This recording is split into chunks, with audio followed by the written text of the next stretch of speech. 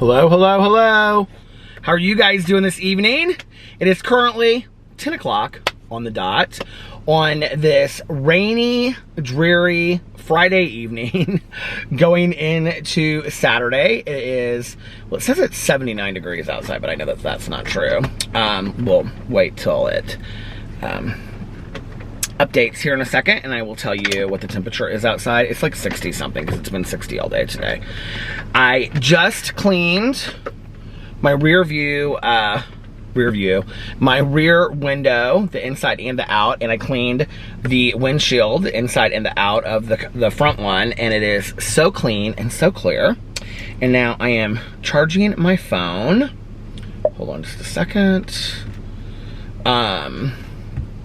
Let me turn this on the radio and then turn it down. Charging my phone. And then I have made a cup of coffee. Hold on a second. I made a cup of coffee. Community coffee, like I was talking about the other day, to listen to my audiobook when I get done vlogging. And then I also have a Diet Coke, which I am going to... Will these both fit in here? This might fit in here without this thing. Yeah, I'm gonna have to take this cooler thing out and put it over here. Because of the handle on the coffee cup. This is my Swig coffee cup.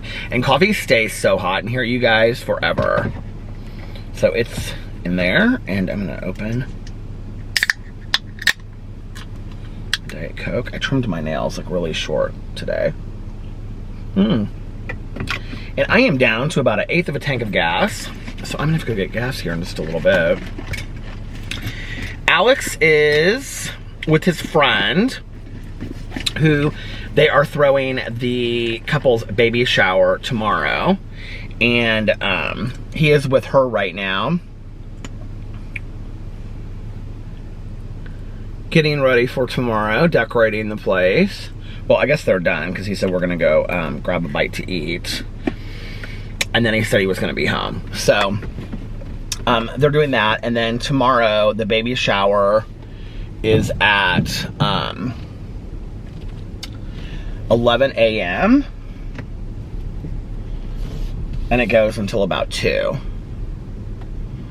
But he said he didn't think that people would stay past. He said the couple that they're having the baby shower for, the husband has to work, so he has to leave a little early. So Alex said people probably wouldn't stay until 2. So anyway, that'll be fun tomorrow. And then we have some kind of like chili cook-off thing that we're doing on Sunday before I do the book club. I've got exactly 2 hours left to listen to the audiobook for Sunday. You know, it's interesting. I'm ready for the book to be over, to be honest, because it's just been really, really long at this point. I have 2 hours left to listen to it. I feel like I have been through a saga in a lifetime, which, I mean, obviously, you know, it's about the entire epic life of the family of Gucci. And I feel like I've learned a lot, and I thought it was a really interesting story. It's not really a true crime book at all, but I did think that it was interesting. I don't really know where it's gonna end.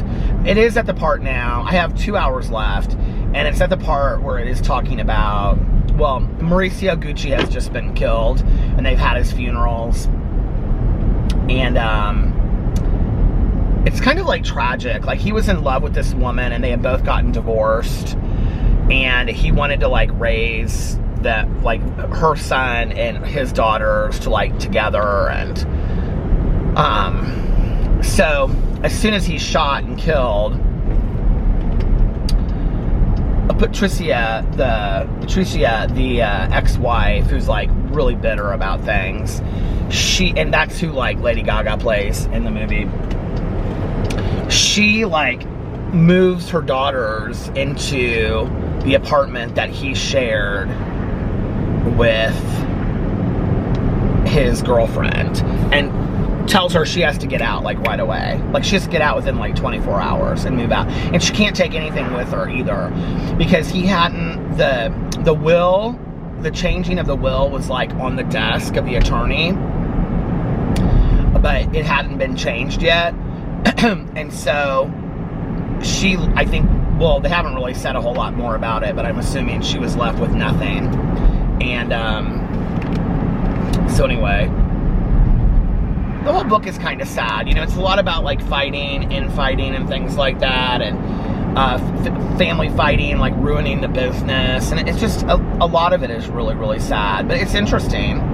So I've got 2 more hours of that until I'm done. But like I said, in all honesty, I am ready to read a cozy mystery. Like, I'm gonna read a cozy mystery to kind of like get back to what I'm used to. And then I think I'm going to read back-to-back the 2 books for Peter's Book Club this month, which is My Heart is a Chainsaw, and then the other one is The Mary Shelley Club by Goldie Medofsky. I've read another book by her before, Kill the Boy Band. And I think Stephen James is who wrote My Heart is a Chainsaw, and he's won all kinds of awards and is supposed to be a fantastic author. I have a feeling his writing is like, you either love it or you don't.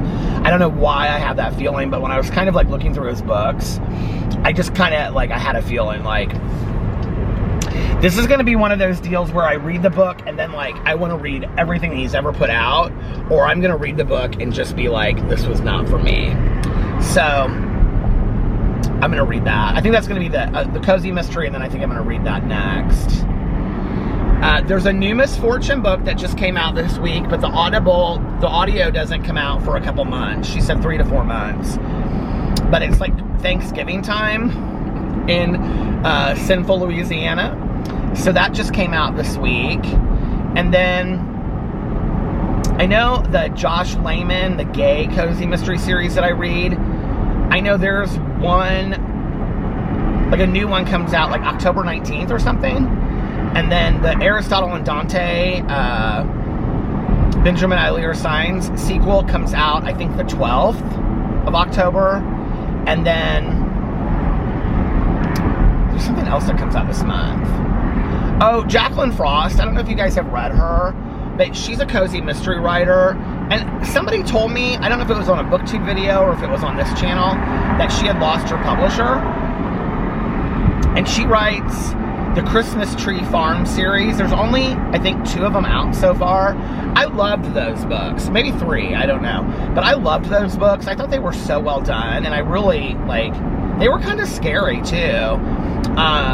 But they all take place on, like, this Christmas tree farm that her parents own, and she goes back there after, like, a failed relationship. But I really liked those. Those were some of the first ones that I read. And the third one, she must have found a new publisher. The third one is coming out in this month, I think. Either this month or next month. I don't understand, honestly, like, I mean, I know it's hard to, like, market your own book and stuff like that, but I don't understand, like, with cozy mysteries. I mean, it's not like they're mass selling in, like, supermarkets and stuff anyway, unless you're, like, Debbie McComber, which I've read Debbie McComber, and she's boring to me compared to, like, the other cozy mysteries that I read. But and she doesn't really write a lot of cozy mysteries. She writes a lot of just, like, heartfelt kind of books. Like, I read that Dashing Through the Snow book about the woman that was going to see her mom with an FBI agent. It was horrible. But I know people love Debbie McComber, so. But anyway, it's not like they're mass sold in, like, supermarkets or, you know, bookstores. So, and it's interesting, like, the gay cozy mystery that I was listening to when it was talking about, like, having cozy mysteries sold in the bookstore. I very rarely, when I go to bookstores, see cozy mysteries. You know, I think you would have to go to, like, a mystery bookstore for them to have even a section called cozy mysteries. So it's interesting to me why a lot of the cozy mystery authors just don't self-publish, because it almost seems to me like it would make more sense, and you would get 100% of the profits, you know. And the other thing is, cozy mystery writers, they throw books out. I mean, some of them write 4 to 5 books a year. The light seems so bright, doesn't it? I cleaned off my rear view mirror too. Maybe that's why.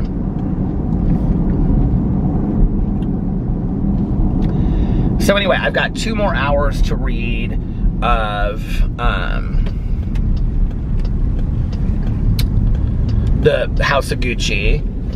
And if I finish it tonight, I have to be up early. Well, I don't have to be up super early, but I have to be up, you know. The baby shower is at 11, which means I need to leave here. Probably, I need to leave the house at probably 10:15 because I'm going to want to get coffee on the way. It's probably 25 minutes from my house. So about 10:15, which means I need to be getting ready by like 9:30. So I don't want to stay up super late tonight. But if I do finish it, I'm probably gonna listen to like a half an hour at least of some cozy mystery, because I would like to listen to and finish a cozy mystery this weekend if I possibly could, because I need to read 8 books this month.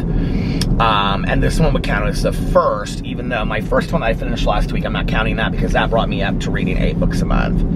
But I'm also listening to, it's kind of crazy, like I'm watching all these shows, I'm listening to all these podcasts, and I'm reading all these books, and it's like, how am I keeping up with it? Like I didn't even, like last night I was like driving around and I was listening to this podcast and I was like, you have read so many books and have watched so many shows and movies and stuff, and yet you're still like listening. Now this is like my 5th podcast I've listened to in a row, and I don't know, it's just like, whenever I'm in my car, and the other thing is, like I've been listening to music in my car too, so it's not like every second I'm listening to a podcast or something, you know, but I'm listening to this podcast called Paper Ghosts.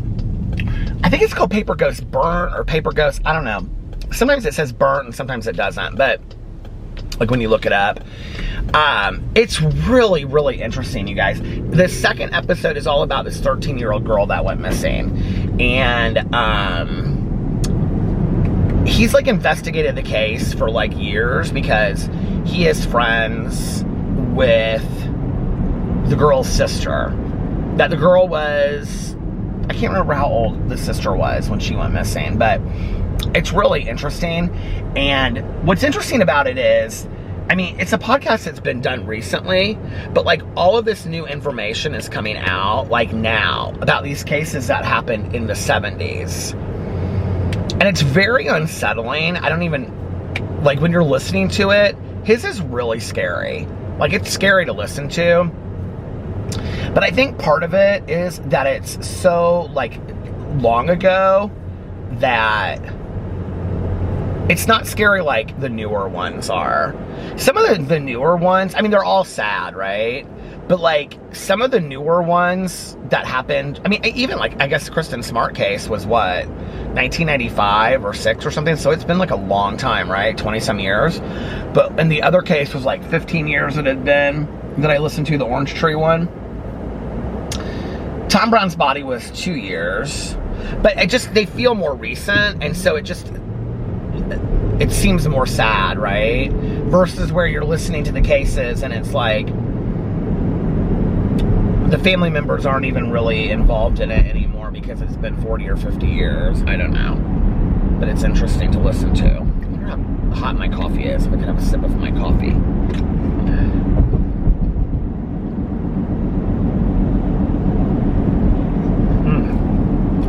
Hot. So the kind of the community coffee that I have is called, somebody sent it to me, is called Community Coffee King Cake. And it's supposed to have notes of cinnamon and vanilla in it. I don't know if it's like this kind of, some kind of coffee cake that they have or something. You guys, you remember the story I told you where my supervisor and I were in Louisiana, Thibodaux, Louisiana. And I remember that trip like it was yesterday. We had such a good time, and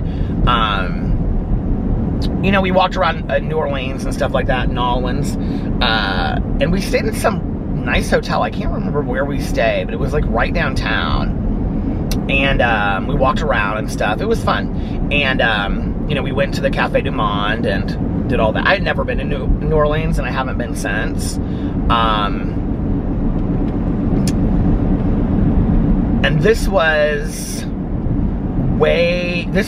I believe before Katrina. It was before Katrina, because this was like early. This was before I was even 30. So, or I was right around there, but I think it was like 28 or 29 when I went. I can't remember. It was when I was with my first boyfriend. So, we broke up. when I was like 28, so it would have been before that, I guess. But anyway, these people came and picked us up, and they toured us all around these like different halfway houses, and basically showed us like the recovery community of that area, of like, you know, all like around rural Louisiana. And I remember the countryside just being beautiful. I don't know what it looks like now, but it was beautiful then. And I remember it being like all of this like red clay yard, and then these homes that were like on stilts out in the country, I guess for flooding. And but it was just really, really beautiful. It reminded me actually of the countryside, which I think in The Color Purple, like in the movie. But I think that movie was shot in Georgia, but I might be wrong. But yeah, it was beautiful.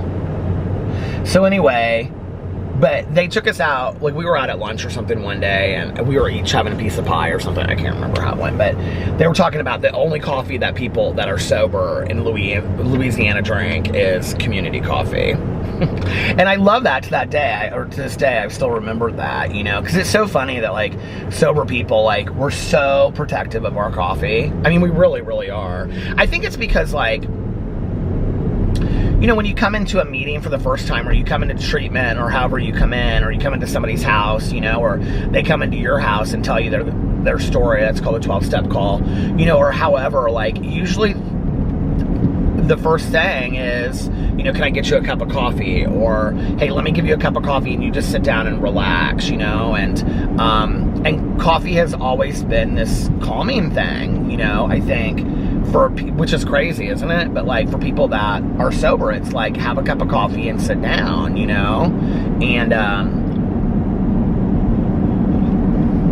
that is so hot. And just, but it's so good too. But just relax for a moment, you know? And I think then when you've been sober for a while, the reminder of that, of, you know, you go to a meeting and you have a cup of coffee and it reminds you of like when you first got sober. I remember this meeting that I went to when I first got sober, and it was, I feel like it was on Thursday nights. And it was in this, you would go in this church, and it was in this basement. It was this little church though, it wasn't like a big church. And you would go in this basement and you would walk down these like flight of steps, like just like one little short flight of stairs. And then it was these like long card table, not large card tables, but folding tables, you know? And there was like 4 of them in a row. And like 3 people would sit on each side. It wasn't like a big meeting. But I do remember like the age group being really diverse. Like there were like 3 of us in our 20s, and then it was like all the way up to like 70, you know? And, but I remember going to that meeting like when it was really, really cold and snowing outside. I must have gone to that meeting like right after I got out of treatment, because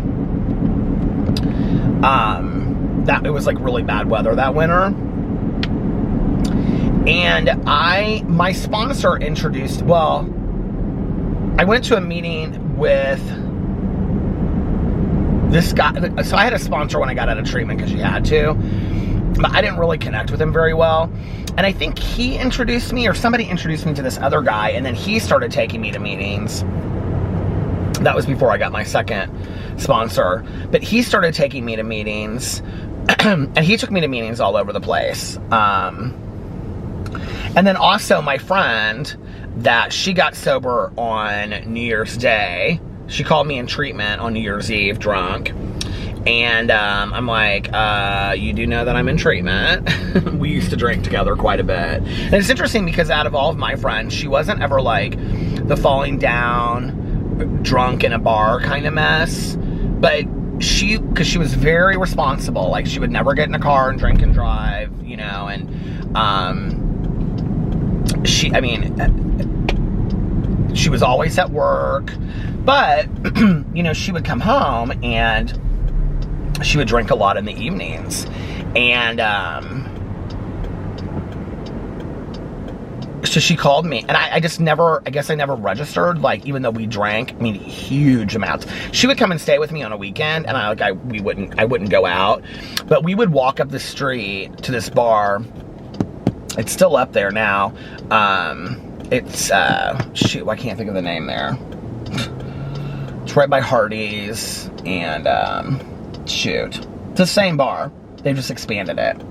But anyway, I wanted to say TD Alibis, but it's not TD Alibis, it's something else. Why can I not remember what that bar is called? But anyway, we used to walk up there, and we would just sit and drink beer, like tap beer, like nobody's business. And then we would walk back to my apartment, and we would watch movies. And I remember she had this J. Crew, like, everybody must have worn those, because this guy that I dated had one of those too.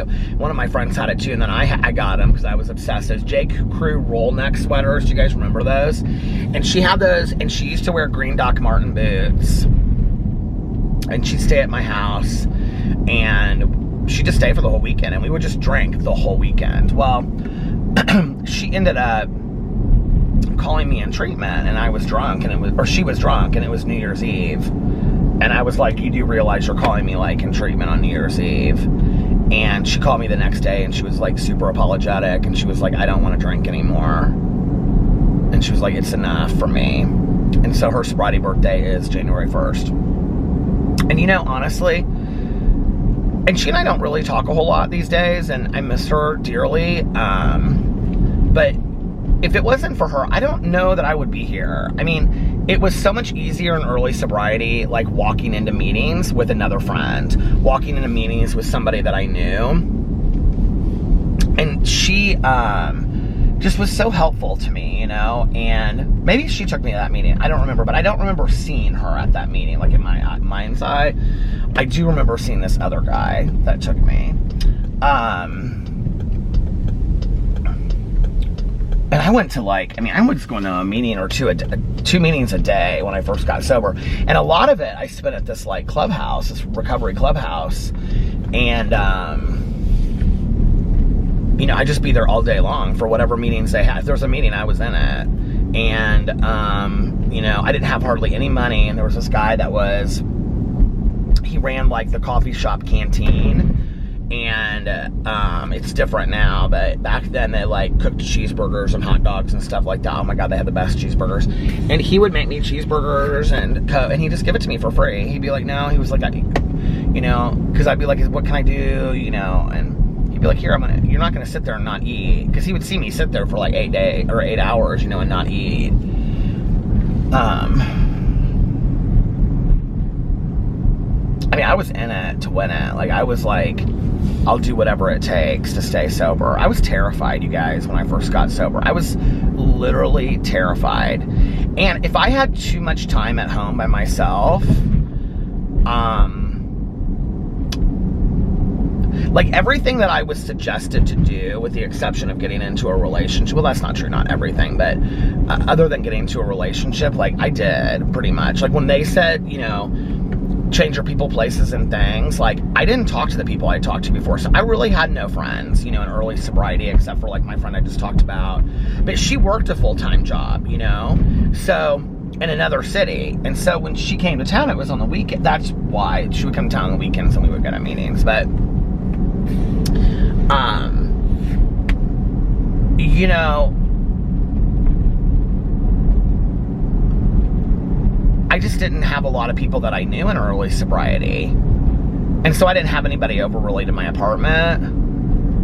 I was just there by myself. And that was not good. Like, long periods of time by myself were not good, because I drank a lot out of boredom and loneliness, I think. And so if I was by myself or I was alone, you know, I don't know, maybe I would drink. I think I'm gonna pull in here and get gas now. This gas station is open. I don't know if they are, though. They look closed. They're closed.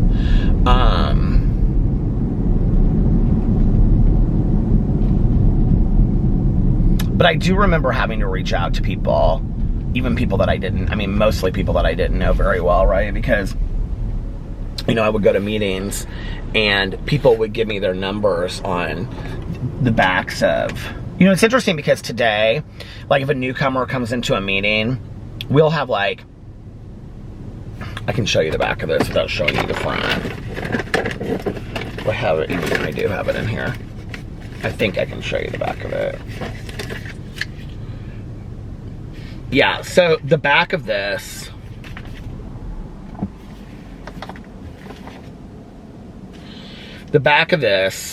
this is like a meeting book, okay? So if you open it to any given day, it has like all the meetings inside of it, right? And when they are, and where they are, and what time they are, if they're a closed meeting or an open meeting, okay? But on the back of this, if you can see, we have, it says like name and then phone number. So you just keep this with you, right? We didn't have these when I got sober. So what they'll do is, like if a newcomer comes into a meeting and at the beginning, you know, they'll ask, is this anybody's first time to a meeting? And if somebody says yes, it's their first time, then like they'll pass this around with a pen attached to it. And then like if you're willing to give your number out, and let's say if it's only like men to men and women to women is how that works. But let's say if like there's a new man in the room and they pass this around, then when it comes to me, I can decide whether or not I want to put my name down. And then he knows that he can call this number if he needs to reach out to somebody, right?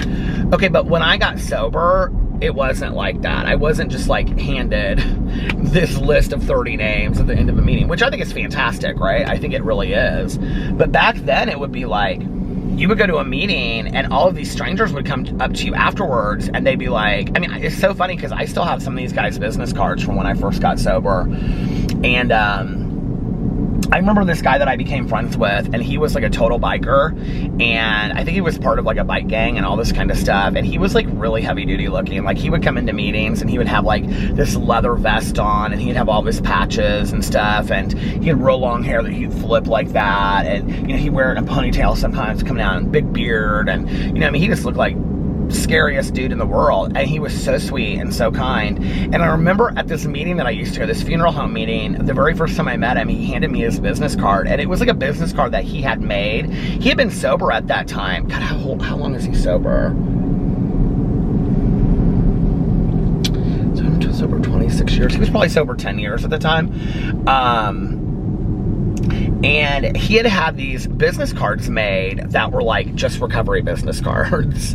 So it had his like first name and last initial on there, and then it said like call me anytime, and then it had like the symbol, the 12-step symbol on it. And I can remember thinking that was like so professional. But you know, like people would give me like their name on the back of a old check or stub or something like that, right? Or just a scrap piece of paper. And then I'd have those in my pocket, and I'd get home and I would put them on my counter. And I can remember thinking to myself like, okay, I mean, this is really how bad the cravings were, you guys. And this is mostly from drinking. The drug stuff was hard, but I will say mostly the drinking, like the cravings from alcohol were unbelievable when I first got sober. Alcohol and pot, like I really, really wanted to smoke pot when I got sober. And I don't know if that's a physical or an emotional craving, or mental craving, but I really wanted to smoke pot. So let's just say if it's like 10:28, it's like 10:28 right now, right? So I would be like, okay, it's 10:28. If I can make it to 10:45, then at 10:45 I can walk up the street to the liquor store and I can get alcohol, right? And so I would get on the phone, and I know that there's like no rationale to that, but that's how I thought. And so I would get on the phone and I would start calling these people on these numbers, you know? And they would say, well, what's going on? And I'd say, I want to drink. I was like that honest. I was like, I want to drink, and I'm gonna drink. I'm gonna drink at 10:45. Well, are you sure? Well, yeah. I mean, if I can make it to 10:45, then I've proved that I can control my drinking, and then I'm gonna go up to the liquor. Okay, well, what if you made it till 11? They'd say, you know? What if I came over and I got you and we went and had coffee?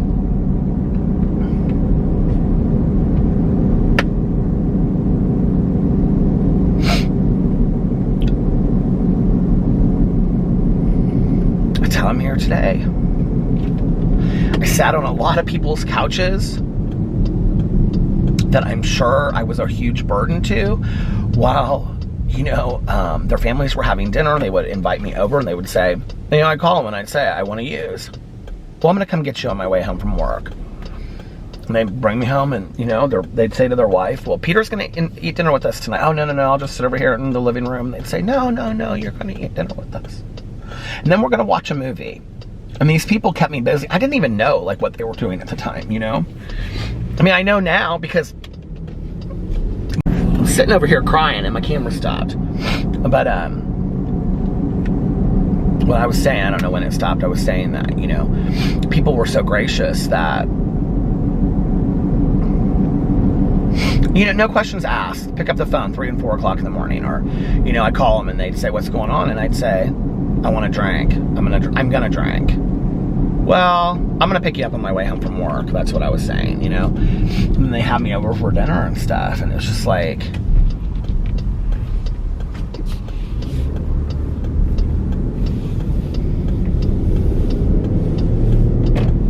and I can honestly remember not really even thinking, just being like, and they'd be like, put your coat on, put some clothes on, put a coat on, and I'm gonna come and get you. Now I'm right away, I'm about 5-10 minutes away, I'm gonna get you, and then you can come over to my house tonight, we'll have dinner. No, I don't want to come over to your house for dinner. I mean, to the point that I didn't even realize, that they were doing this to keep me sober.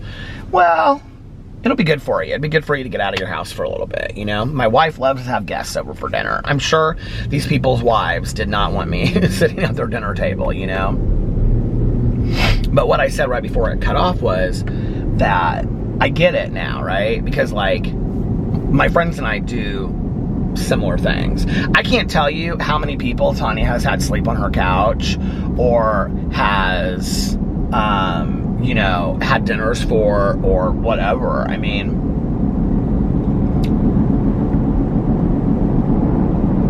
I don't need any pats on my back for the giving back, because I had so many people that gave to me, and it's just what you do. But there is something really cool about,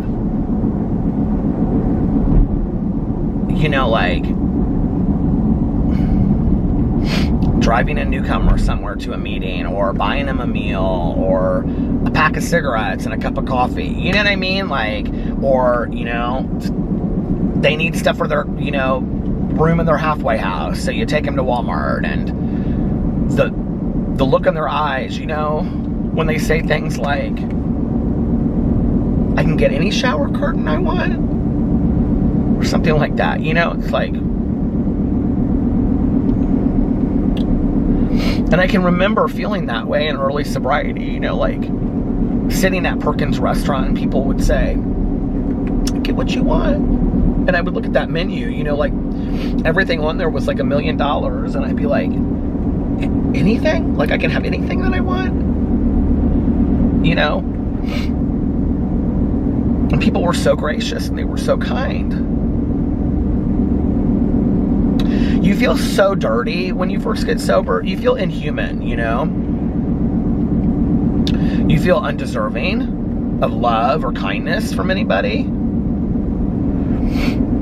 And, the last thing that you want to look at is, how you've hurt others, or how you've been selfish or self-centered, which is the root of our disease. But right there on the surface, it's not even deep down, you've been selfish and self-centered. You've hurt people. You know that. And so I think it feels inhumane when we first get sober, because not to mention that all of a sudden, as the drugs slowly weed out of us, right? Which is my biggest issue with them throwing people into detox units and taking them out 3 days later, okay? And throwing them on the streets with absolutely no idea of how to function. Because you take somebody who has their emotions and their mental health has been manipulated by drugs and alcohol for years upon years upon years. You rip that all away, and what you have is a very raw, vulnerable person with emotions and mental health issues that they do not know how to deal with on their own, and you throw them out there on the street and expect them to survive, and we wonder why our relapse rate is so high. And what treatment programs will keep you in there as long as they possibly could, probably, but what insurance companies don't understand is that if they were willing to pay for more 30 to 60 day treatment programs, we'd see higher success rate, and we would see less need for insurance companies to pay for multiple treatment programs over and over and over again. It's been proven that the longer that you keep somebody in a continuation of care, the more successful they are. So if you keep somebody in a detox program, let's say, for what they need, you know, because now it's like, oh, they're not dead, kick them out of detox, right? So let's say if they're in detox for a week, which I think is a fair detox, okay? Having gone through it, I don't think I was ready to come off that detox unit for a week. Then you put them into a rehab residential program, okay, where you monitor them, a rehab program where you monitor them closely for another 30 days. So they're in there about 35 days, 37 days. And then if you have that kind of insurance, or families can afford it, or there's, you know, assisted care, charity care. There's some programs here in Indianapolis. Their waiting lists are a mile long, but they're good programs, you know. Or now we have halfway houses. Move people into halfway houses, keep them in intensive outpatient programs or daycare, or like, you know, intensive day treatment, and then have them go to that for 6 to 10 weeks, and then have them go to an aftercare program for a year. I had to go to aftercare for 2 years after I got out of treatment. So it has been proven, and no, not everybody that did what I did stayed sober, but it doesn't. I don't know why I'm here. I sometimes question it myself. I have no idea what people suggested to me, why it worked for me and it didn't work for others. I don't know. But I do know that, you know, the better chance somebody has by staying in that long continuation of care. That they're monitored closely, whether it's from a detox unit all the way down to an aftercare program once a week, that they are monitored somewhat closely for a year or two. To be honest, it's why drug court programs work. I know that I know people hate them, but drug court programs work. Because not for everybody, but, you know, they're court mandating people to go to 90 meetings in 90 days, have a sponsor, have your sponsor come to court and speak for you. You have to have every meeting that you go to signed. You know, some people are forced to do that for a year and get a service position and things like that. And what it's really doing is court mandating people to actually work 12-step programs. You know, instead of just going in and, I mean, which to me, it's just, you could sign your meeting sheets yourself. You know, you wouldn't have to have somebody else do it.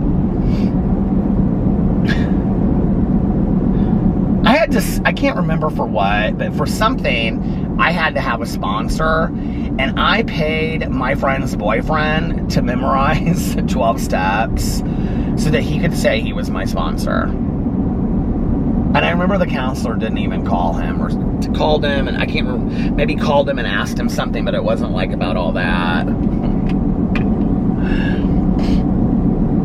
God. Lengths we go to, right? And I think that's the question when you're in early sobriety. Are you willing to go to any lengths, you know? Are you willing to go to the same lengths to stay sober that you did to drink and drug? I wasn't always, honestly. I wasn't. You know, there was some days I'd rather stay, you know, snuggled up next to a cute boyfriend in bed than want to get out of bed and go to a meeting or something, you know? And I think that's why, like, you know, they recommend not for people in early sobriety not to have a lot of distractions in early sobriety, because we can get real distracted by relationships, by anything. Do you know what's mostly interesting is, I don't even know where a lot of those people from my early sobriety are that took me to Perkins and Denny's and let me, you know, sit on the couch. I mean, several of these people I do remember, they've passed away. There's a lot of them that have passed away, and not because they drank or drugged, because they were older, you know. My sponsor that I had at that time died of a heroin overdose. He did die from using. And some of those other guys, I mean, they were 50 or 60 then, you know? So, I mean, they're not here anymore. There's a lot of people from my youth that have moved away. Oh, Lord, it's my husband calling. It's husband time. Hold on, I'll be right back. Okay, I'm back. He was sneezing like crazy on the phone. His allergies are not good. He said they got done decorating and then they went to Goodfellas, I think it's called, which is like this pizza place. There's one up here and then there's one downtown. And they went there and ate and sat outside and had pizza. And then he said that his friend is coming to pick him up at 9:30 in the morning and then they're going down there. And then I'm driving down there separately. Yeah, and that's gonna be tomorrow. So that's exciting. It'll be fun. Have a good day.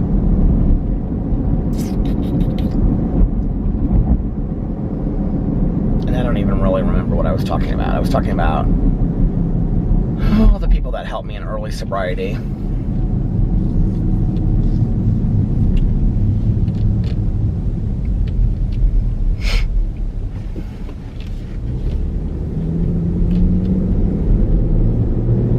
You know, as I'm thinking of a lot of them, it's interesting because so many of them, you know, I talk a lot about people that pass from, you know, using and addiction, but like so many of them passed sober too. And so many of them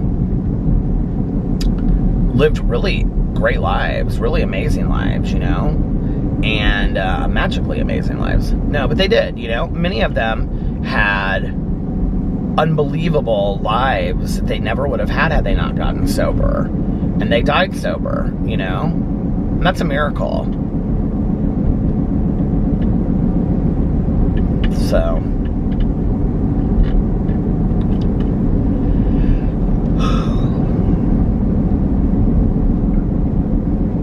Probably one of the most powerful things is actually seeing somebody come in. You know, even if you're not present for their very first meeting. But I will say, like, that is a really cool thing to be present for somebody's, for their very first meeting. And then, like, you know, through the years, you get to see them grow in the program and get sober and whatever. Like, I mean, I have a friend of mine that he wasn't super young when he got sober. I think he was like 24, 25 maybe. But I can remember he was at like this was when I was going to meetings like every noon and 8 o'clock. And his first meeting was at one of those noon meetings. And he sat right next to me. And I can remember somebody after the meeting being like, he had somebody that he was going to get as a sponsor because the way that he found out that there was meetings there was like through a family member that was sober, and so they were like connected him with this person that was like, you should come here. So he already knew who his sponsor was going to be, but somebody was like, you know, Peter would be somebody good for you to hang out with because he goes to a lot of meetings and he's young and stuff. And so I remember I took him to a bunch of meetings, a couple meetings at the beginning, and we kind of hung out and stuff like that, and until he kind of got acclimated and was going to meetings on his own and stuff. And you know, he's been sober, I think he just celebrated I think it was 8 or 9 years. I think it's been 9 years. Okay, so it would be 9 years ago that I came back in after having not gone to meetings for 4 years. I feel like he said something to me like, next year I'll have 10 or something. He said, maybe, I don't know. So anyway, but to see where he's at today, you know, and to see like the jobs that he's gotten and education-wise, how things have gotten better for him, and, you know, relationships, you know, and he just is a really neat guy. And you get to see that, you know, in people. You get to see people grow and become something that you didn't expect, you know, because there's kind of just this look of fear mixed with anger, mixed with confusion when people come in. And I don't think anybody walks through the door with the idea that they're going to stay forever. You know, it's just like, I don't think that's anybody's plan when they walk through the doors of a 12-step meeting, is that like, yeah, I plan to be here 30 years from now. I know I didn't. I know I wouldn't have said, you know, anything like, well, I'm going to be here for the next 20 years. You know what I'm saying? I was like, I don't know that I'll be here 2 weeks from now, let alone tomorrow. So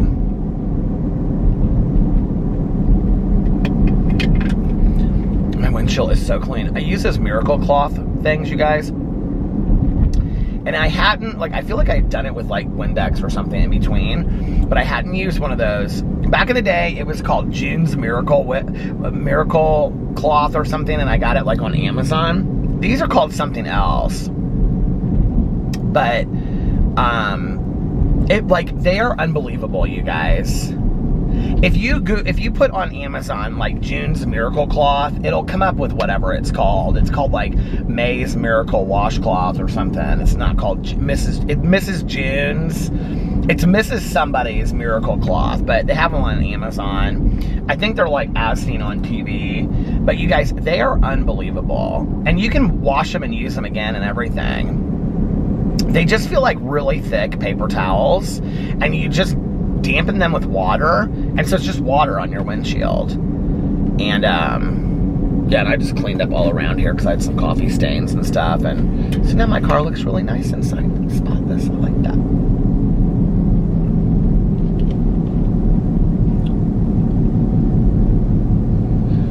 I like seeing when people put the different colored light bulbs on you know, in front of their house for Halloween and Christmas and stuff. I think that's so fun. It's crazy to think that, like, I mean, there have been some Halloweens where it has snowed. A couple years ago, I can't remember how long ago it was, but Caroline posted a picture on Facebook. She and I were on her patio on Halloween, and it was snowing outside. I mean, so, like, it could legit snow in 3 weeks. Although it's so I didn't give you the weather update. It's 61 degrees outside right now. So I don't think it's going to snow anytime soon, but the temperature could drop that quickly. Now, the Farmer's Almanac supposedly says that this winter in the Midwest is supposed to be really, really cold and really, really wet. That we're supposed to get a lot of precipitation, and it's supposed to be really cold, which the two mixed together mean that we could have a lot of snow and ice that stay on the ground for a long period of time. Which I'm like, hey, okay, I'm ready. I mean, no, not really, but I don't know, it's kind of fun to have the snow and stuff. Not so much like after Christmas, but before Christmas. But in Indiana anymore, like, it really doesn't get cold, and we really don't get the snow. Did somebody drive off the road over here? Or is that like a truck working on something? It's a truck working on something. I was like, what is that? What are they doing? Oh, they're putting a sign up. A garage sale sign or something. Oh no, all kinds of signs. For these house model. Okay. But anyway, I mean, it doesn't really get cold until January, February, if even then. Last year, I feel like the last 2 years, do you guys remember me talking in the vlog about how we've had like really, really super mild winters? I feel like it's been super mild the last 2 years. When I was growing up, I was talking about this in a vlog, and somebody commented and said that now that they have kids, they think it's so crazy that she and her siblings walk to school every day. But like, I mean, we had so much snow on our street, and I feel like it was like for the whole duration of the winter. Like, I feel like it would snow somewhere around Christmas time, but then like, I mean, by the first week of January, we had a lot of snow, and it stayed, I feel like, all through until like March. You know, I just don't remember a lot of like really dry days where there wasn't at least some snow on the ground. I remember it being really, really cold, and I remember there being a lot of snow. And I remember it also being colder than it is now. Like, I can remember walking to school. It's just like so crazy to me when I think about it still, you know, walking to school.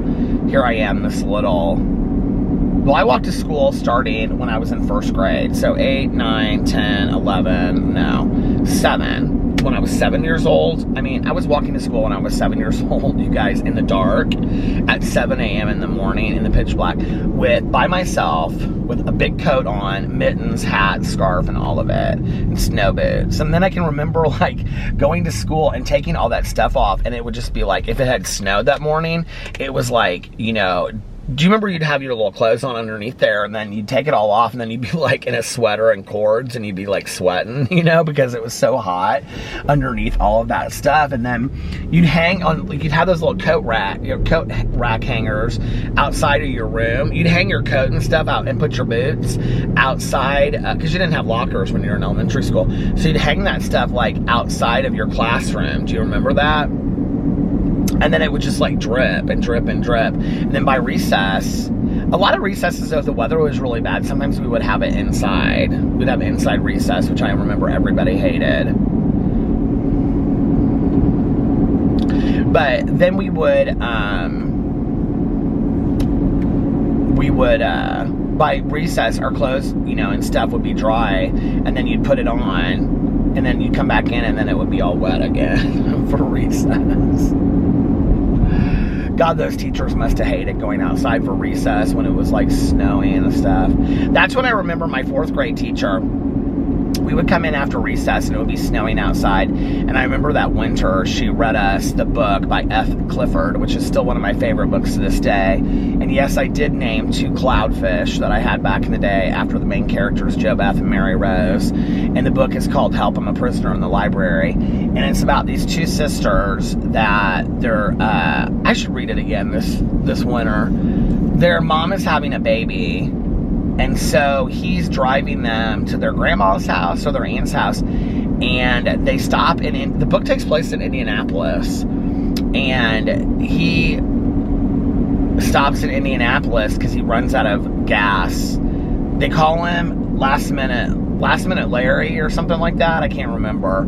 Last minute Harry, maybe, I don't know. But anyway, because he's always doing things at the last minute, and he waits till the last minute to take them because their little baby brother is about to be born. But he runs out of gas on the way, so he stops, and then they think he's not coming back, and like right there in the corner is this Victorian like library. And so they go in right before the woman that owns it closes it, but they don't know that she's closed the door and locked it. And they think that they're like ghosts and stuff in the library. I should read that again. It was such a good book. Actually, they turned it into a series. There were a couple books. If you have kids, you guys should seek those books out. Help, I'm a Prisoner in the Library. It was like, you can still get it because there's like a series. Those were like some of my favorite books. And I remember she read it to us in 4th grade, and we would drink hot chocolate while we were reading it because there was a part about hot chocolate in the book. Hot chocolate. Do you guys like the movie Polar Express? I love that movie so much. The girl's my favorite. I don't know why. But the boy, when he's in the back of the train and he sings that Josh Groban song, and you can see his hairs move because they're like Pixar. Do you remember that? Those Pixar pixelated things, you can see it. I mean, what they can do with computers just like wows me. That so sounded like somebody's grandma, didn't it? What they can do with those computers, just, I can't even believe it. Can you? But I can't hardly believe it. Hot chocolate.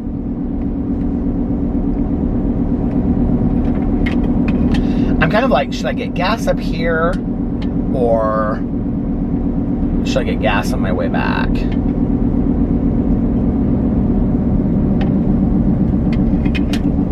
think I'm gonna get gas up here.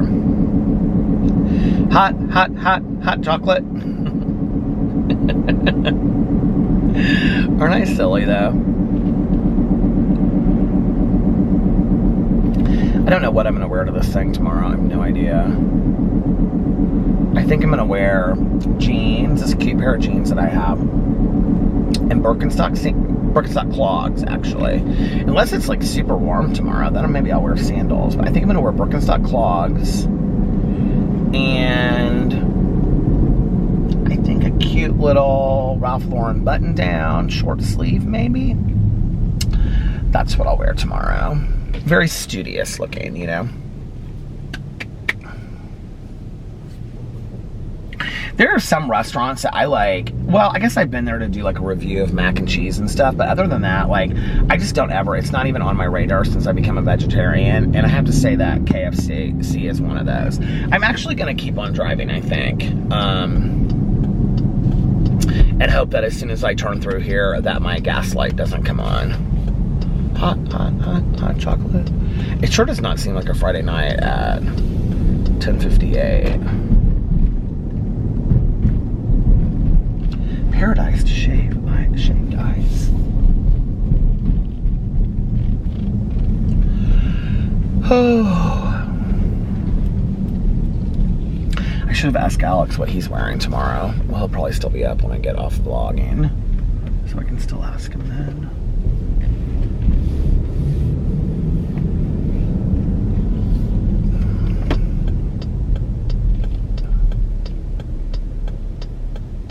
I love the sound of a turn signal. Isn't that so silly?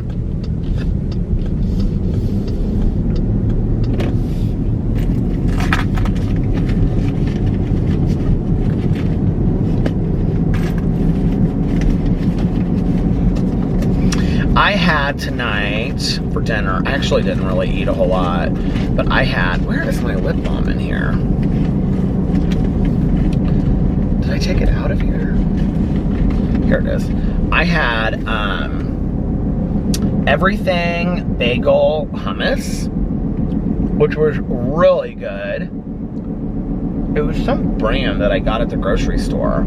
It wasn't a brand that I usually eat. And then, do you know that bread that I get, that little pita bread that comes in like the little, like the disc-shaped pita things that are specifically for dipping in hummus? Do you guys know what I'm talking about? They're like that big. Anyway, there was a new kind, and it was like everything bagel. And so I got it to try it, and I tried that tonight. I dipped that in the everything bagel hummus. Oh my God, you guys, it was so delicious. And then I heated up my cheesy garlic bread from Maggiano's, my extra order, and it wasn't so good. It's like a couple days after, it's kind of like, it's not so good. Oh, the battery's dying. I heated up my pasta the other day, my leftover pasta from Maggiano's that we had the other day. The next day, I guess that was yesterday, I heated up my pasta, and usually my pasta from Maggiano's like the next day is really good, and it wasn't. And I don't know, maybe I put it in the microwave too long or something, but it's kind of rubbery. Oh well. I'm gonna pull into the gas station here in just a second, and hot chocolate, and change the battery.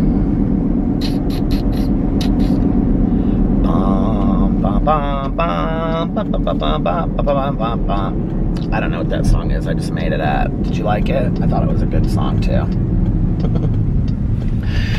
Ba ba ba ba.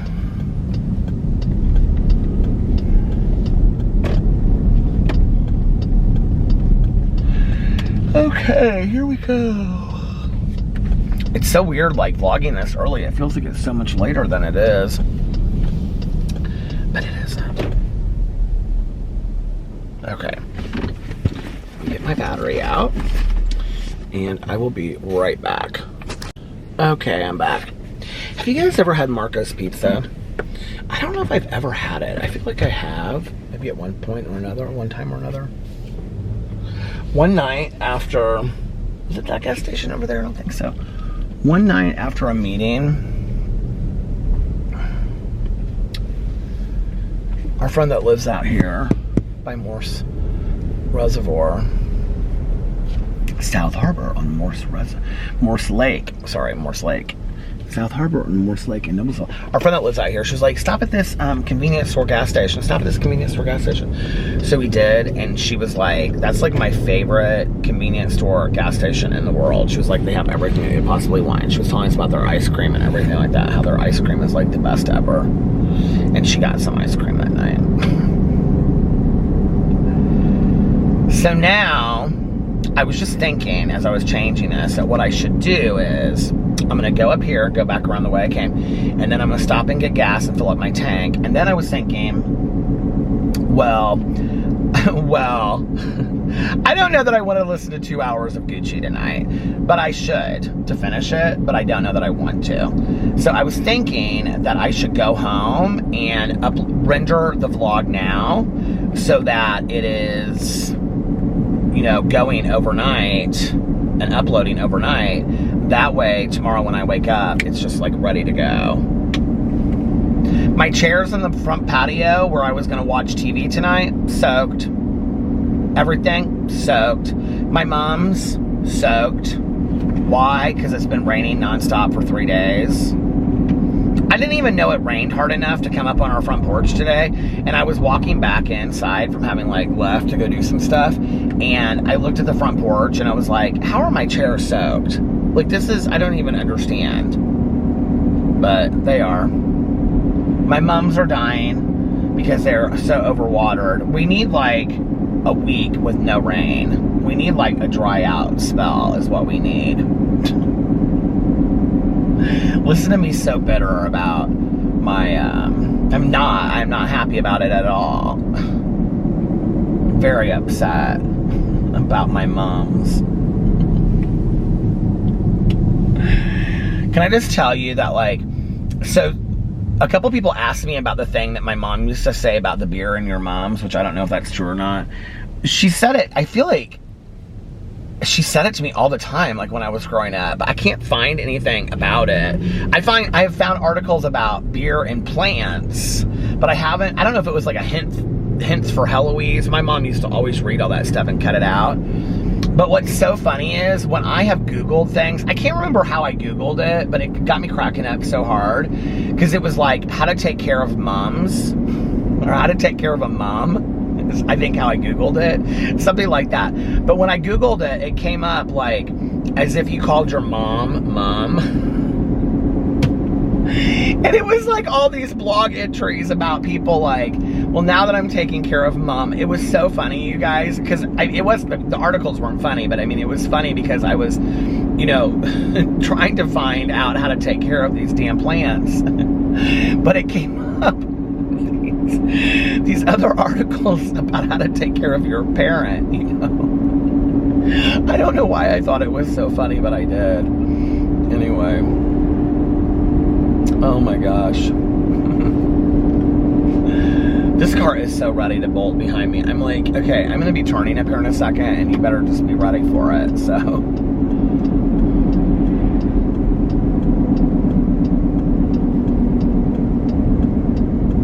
I'm trying to give them enough notice that they can see that they can go around me.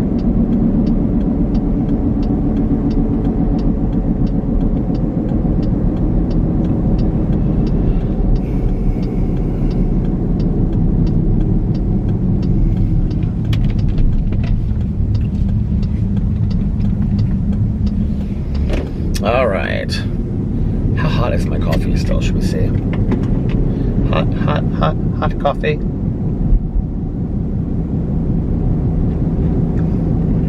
Still very hot. It's very hot.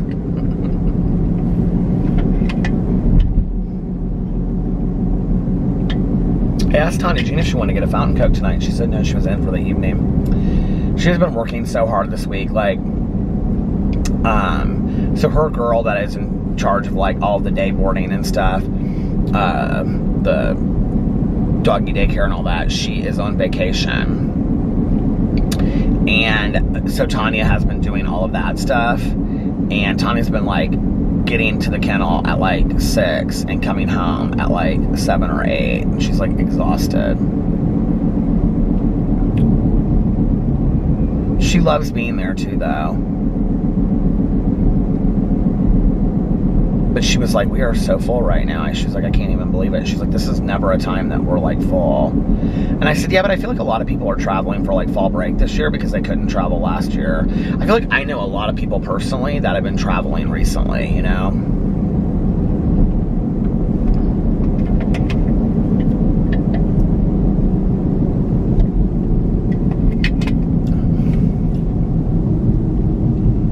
Do, do, do, do, do, do. Are you guys excited for Christmas? You're like, Peter, Halloween is not even here yet. Don't even ask us this question. My God, it's not even halfway through October yet. I know, but like, I kind of feel like I've done everything so Halloween-y already. Halloween Kills comes out next week, you guys. That's exciting.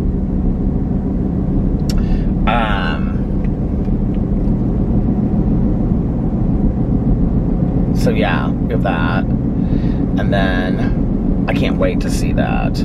Halloween Kills. Oh my God. Do you guys have Peacock? Okay, so I didn't even realize that we got it with our cable. And so I was looking through to see what shows they have, because there's some shows on there that like I wanted to watch. And but I was like, I don't want to pay for these shows. Like, there's shows you can watch like one episode and then you have to pay to have like the premiere version or whatever. And then I was looking through it and I was like, oh, we get that free with our cable. Thank God something should come free with cable, you know?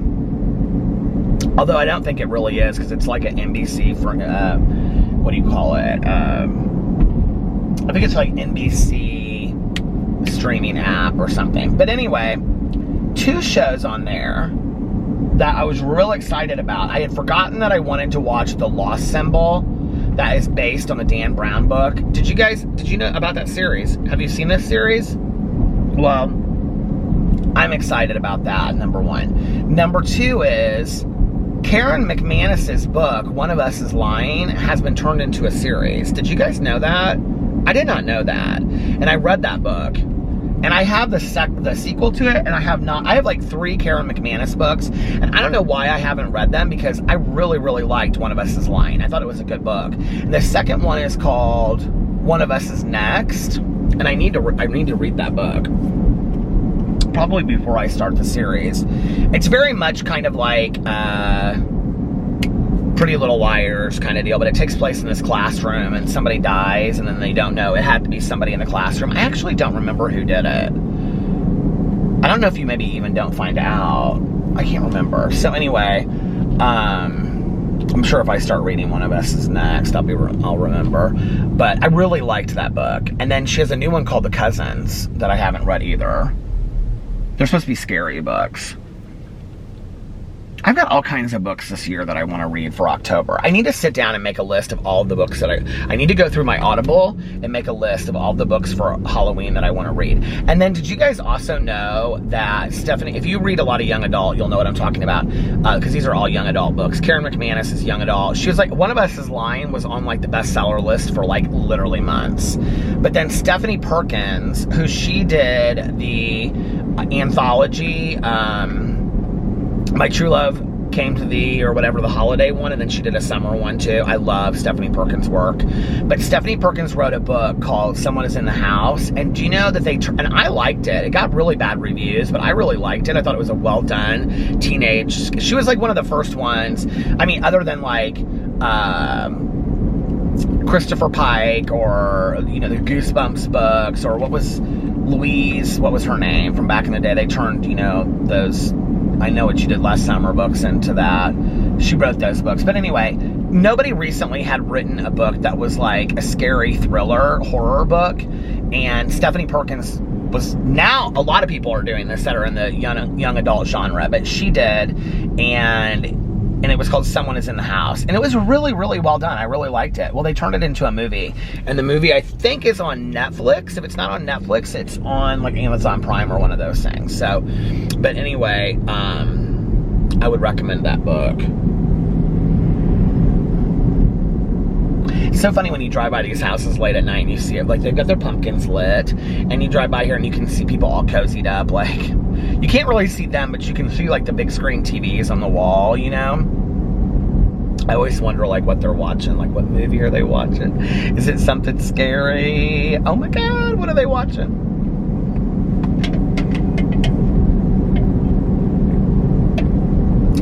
So yes, as much as I have loved the House of Gucci, I am ready for the House of Gucci to be done, because it has been a weeks-long journey, and as you can see, I have a lot of other books that I want to read this month. That's what I need to do that tonight. I need to go home, maybe I'll do that right after I get done vlogging. I'll go home and I'll make a list of all the books I want to listen to tonight or this month that are on Audible. What's the one book that I want to read about the girl that's a psychic? I can never remember that book. But I used to put it on my...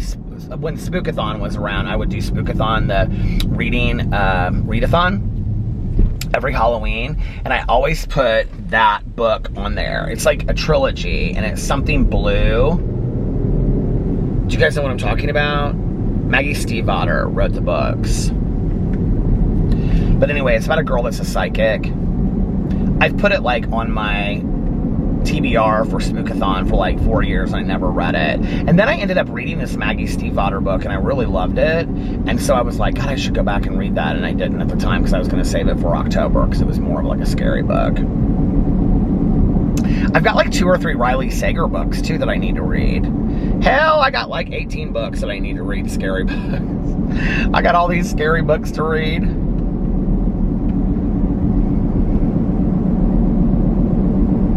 I guess I don't necessarily need to type it up, do I? But it would be really helpful for me to see it like on a page, and then plus it would be easier to do on the computer, so maybe I'll do that.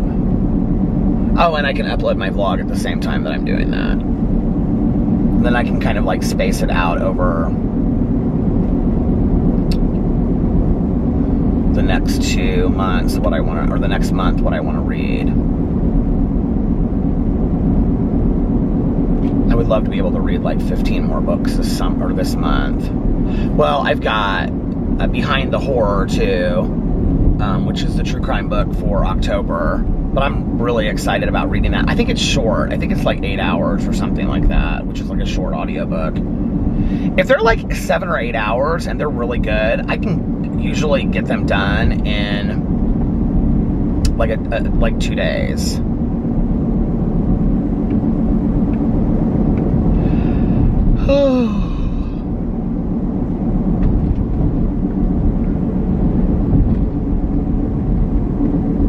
Now I'm kind of excited thinking about making a list or a calendar of all of the books that I want to read for October, but I know what's going to happen is I'm going to go in there and I'm going to end up having like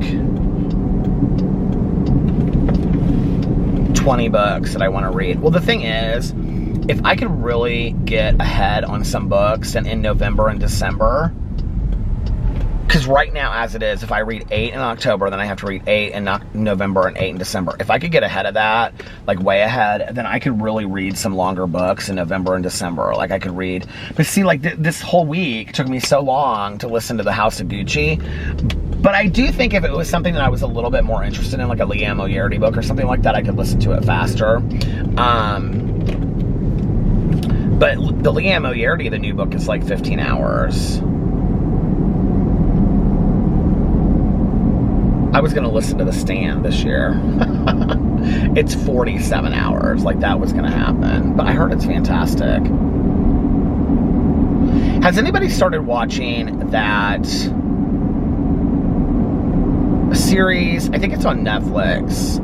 And it looks like it would be Stephen King, but it's not. And it's like this house. It's about a minister or something. Mr. something, maybe it's called. I don't know, but it looks really scary. It looks really good. I put that on my list of things that I want to watch.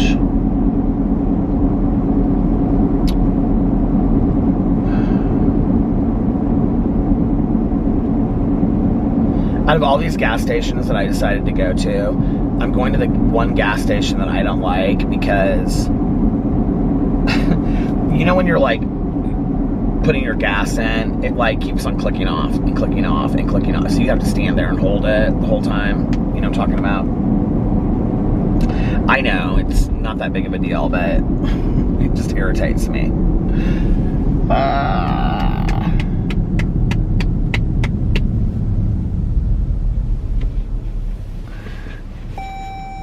There, my gas just went on fuel low. Well, thankfully, I'm right around the corner. Well, not around the corner, but I'm like 2 blocks from it. It has been nicer vlogging tonight, though, with like really clear windows. It's made a huge difference. Dream.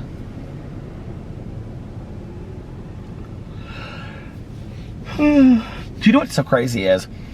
Was it last Friday that I met up with Alex and his girlfriends in Carmel at Sun King?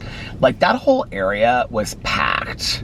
And it was like everybody at the homecoming game and everybody, but like Carmel's always packed around the football games, you know?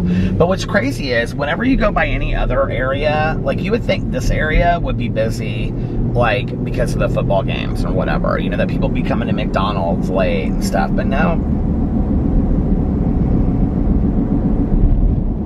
Most McDonald's isn't even open, so you couldn't go this one if you wanted to.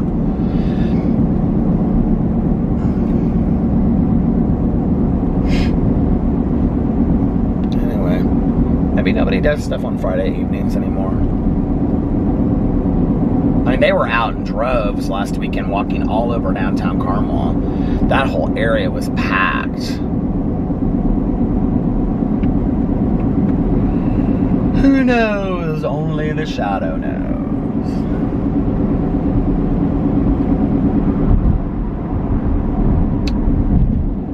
Well, alright, you guys. Listen, I think I'm going to get off here now. I'm almost at the gas station, so I'm gonna have to then.